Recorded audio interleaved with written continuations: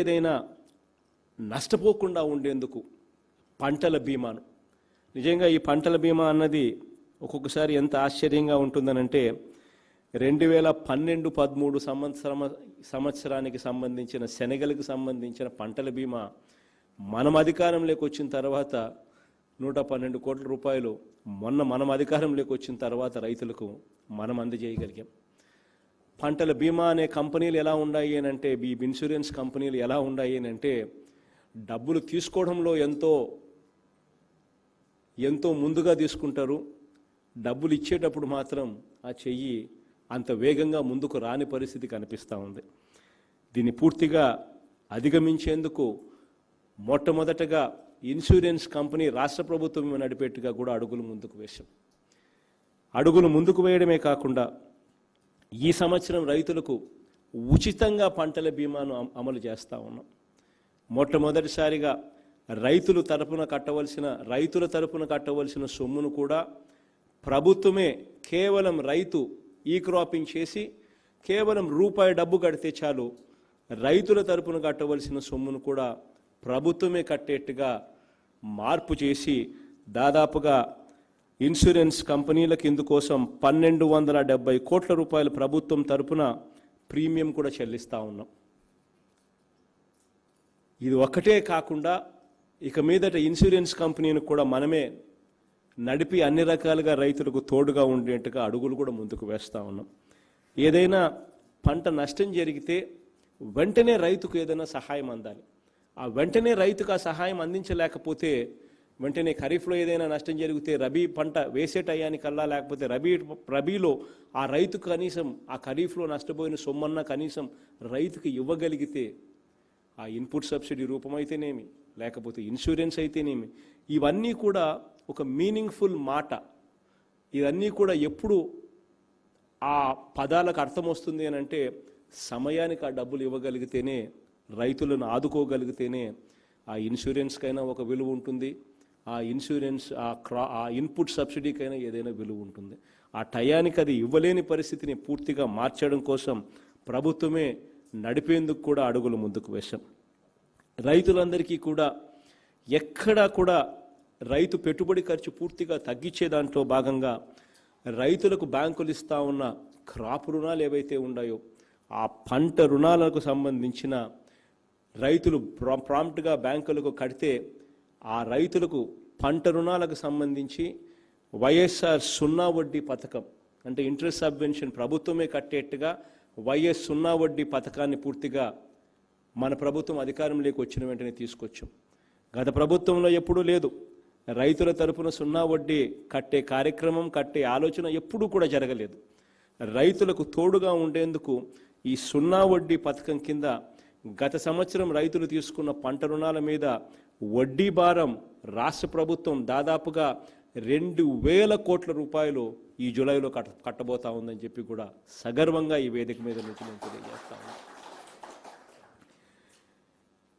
రైతులకు ఉచితంగా బోర్లు వేయించగలిగితే, బోర్లు వేసి ఆ రైతు అప్పుల పాలయ్యే పరిస్థితి రాకుండా పోతుంది అనే ఉద్దేశంతో రైతులకు ఉచితంగా బోర్లు వేయించే కార్యక్రమానికి శ్రీకారం చుట్టాలి అన్న ఆలోచన చేశాం. అది ఇంతవరకు చేయలేకపోయాం.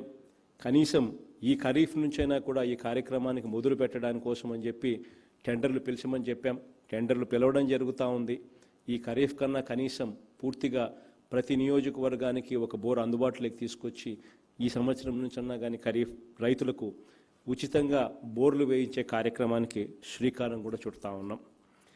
రైతులకు ఇంకా పెట్టుబడి ఖర్చు తగ్గించేదానికోసం ఇంకా ఏం చేయగలగాలి, ఏం చేస్తే రైతుకు పూర్తిగా పెట్టుబడి ఖర్చు తగ్గుతుంది అని చెప్పి ఆలోచన చేసి రైతుకు పెట్టుబడి ఖర్చు తగ్గించే విషయంలో అప్పట్లో నాన్నగారు హయాంలో రైతులకు 9 గంటల పాటు ఉచితంగా విద్యుత్ ఇచ్చి రైతులకు తోడుగా ఉండాలి అనే ఆలోచన ఏదైతే నాన్నగారు చేశారో ఆ తర్వాత అది డైల్యూట్ అవుతా పోతా వచ్చింది.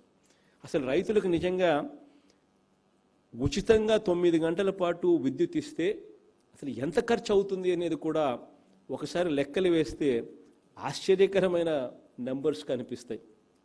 ఎంత అని చెప్పి చూస్తే మన దగ్గర రాష్ట్రంలో 18,30,000 మోటార్లు ఉన్నాయి. యావరేజ్ హార్స్ పవర్ ఎంత అని చెప్పి చూస్తే యావరేజ్గా 7.5 హార్స్ పవర్, అంటే కొన్ని చోట్ల తక్కువ ఉంటాయి, కొన్ని చోట్ల ఎక్కువ ఉంటాయి. యావరేజ్ హార్స్ పవర్ ఎంత అని చెప్పి చూస్తే అప్రాక్సిమేట్లీ 7.5 హార్స్ పవర్ మోటార్లు యావరేజ్గా కనిపిస్తాయి. 7.5 హార్స్ పవర్ మోటార్ అంటే దాని అర్థం ఒక గంట ఈ మోటార్ కన్నా ఆన్ చేస్తే 0.75 HP conversion into kilowatt hour, అంటే 7.5 హార్స్ పవర్ అంటే 5 కిలోవాట్స్, అంటే 5 యూనిట్లు గంటకు కాలుతాయి.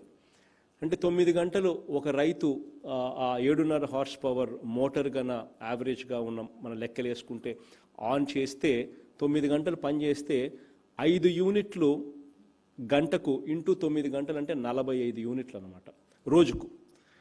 యావరేజ్ కింద రైతు సంవత్సరంలో ఎన్ని రోజులు వాడతాడు ఈ మోటార్ అని చెప్పి చూస్తే లెక్కలు చూస్తే దాదాపుగా 160 రోజులు, 150 రోజులు, 160 రోజులు ఆ ప్రాంతంలో కనపడతా ఉంది. సో ఈ 160 రోజులు ఇంటూ 45 యూనిట్లు రోజుకు వేసుకుంటే సంవత్సరానికి 7,200 యూనిట్లు. ఇది మన ట్రాన్స్కో మనకు ఇప్పుడు కరెంటు పర్ యూనిట్ మనకు గవర్నమెంట్కి అయ్యే ఖర్చు ఎంత అని చెప్పి ఏపీఆర్సీకి గవర్నమెంట్ ఇచ్చిన ట్రాన్స్కో ఇచ్చిన లెక్కలు ఎంత అని చెప్పి చూస్తే cost per unit to the government, cost per unit to the Transco is ₹6.87. అంటే ₹6.87 ఏపీఆర్సీ అప్రూవ్ చేసిన రేటు గవర్నమెంట్ ట్రాన్స్కోకు. అంటే 45 యూనిట్లు రోజుకు ఇంటూ 160 రోజులు అంటే 7,200 యూనిట్లు ఇంటూ ₹6.87 ఒక్కొక్క యూనిట్ ఖర్చు వేస్తే అక్షరాల రైతుకు 49,000 రూపాయలు ప్రతి రైతుకు ప్రభుత్వం చేతిలో పెడతా ఉంది. ఆశ్చర్యం ఇంకోటి ఏమిటో తెలుసా, ఇంత సొమ్మని నేరేడు సంవత్సరం చంద్రబాబు నాయుడు అధికారంలో గత ప్రభుత్వం 8,645 కోట్ల రూపాయలు బకాయిలు పెట్టేసింది. రైతుల తరపున ప్రభుత్వం చెల్లించాల్సిన సొమ్ము కట్టకుండా వదిలేసింది. అది ఇప్పుడు మనం కడతా ఉన్నాం.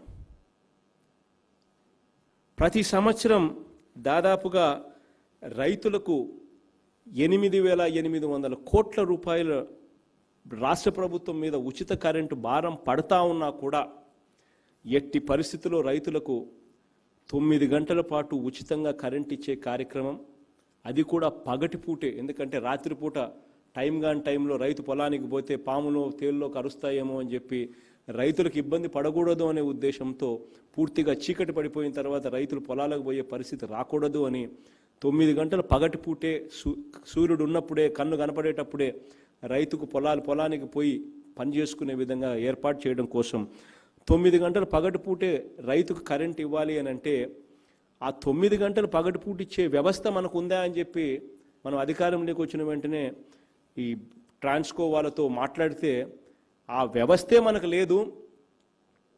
ఆ 9 గంటలు పగటిపూటే ఇవ్వాలి అని అంటే ఏకంగా 1,700 కోట్ల రూపాయల ఇన్ఫ్రాస్ట్రక్చర్ మీద మనం ఖర్చు పెడితేనే మనకున్న ఫీడర్లతో మనము పగటిపూటే 9 గంటలు కరెంట్ ఇచ్చే పరిస్థితి ఉంటుంది అని చెప్పి ట్రాన్స్కో చెప్పింది. అధికారంలోకి వచ్చిన వెంటనే ఆ 1,700 కోట్ల రూపాయలు వాళ్ళ చేతుల్లో పెట్టి ఎట్టి పరిస్థితిలోనూ పగటిపూటే రైతులకు కరెంటు 9 గంటల పూట ఇచ్చే కార్యక్రమం మొదలు పెట్టండి అన్న. మొదటి సంవత్సరం దాదాపుగా 60% ఫీడర్లకు మాత్రమే ఇవ్వగలిగే పరిస్థితి, ఎందుకంటే అప్పుడు 1,700 కోట్లు మనం పెట్టాం కాబట్టి మిగిలిన 40% కూడా ఇచ్చే పరిస్థితి లేదు. ఆ తర్వాత ఈ సంవత్సరం ఆ 1,700 కోట్ల రూపాయలు ఖర్చు పెట్టి ఈ సంవత్సరం దాన్ని ఈ ఖరీఫ్ నాటికి 82% తీసుకొని పోతా ఉన్నాం. అంటే 82% ఫీడర్స్లో ఈ ఖరీఫ్లో 9 గంటలు పగటిపూటే కరెంటు ఫ్రీగా ఉచితంగా ఇచ్చే కార్యక్రమానికి చేయగలుగుతా ఉన్నాం. మిగిలిన 18% ఈ రబీ నాటికి పూర్తవుతుంది అని చెప్పి అధికారులు చెప్తా ఉన్నారు. ఈ కోవిడ్ టైంలో, ఈ కరోనా టైంలో పనులు చేయలేక ఆ మేరకు జాప్యం జరిగింది అని కూడా వాళ్ళు చెప్తా ఉన్నారు. ఆ కార్యక్రమం కూడా ఈ ఖరీఫ్లో 82% ఫీడర్లకు పగటిపూట 9 గంటలు ఉచితంగా కరెంట్ ఇవ్వగలుగుతాం. రబీ నాటికి అది కూడా పూర్తిగా మారిపోయి పూర్తిగా 100% కూడా దేవుడు దయతో పోగలుగుతామని చెప్పి కూడా రైతుల తరపున చెప్పగలుగుతా ఉన్నాం.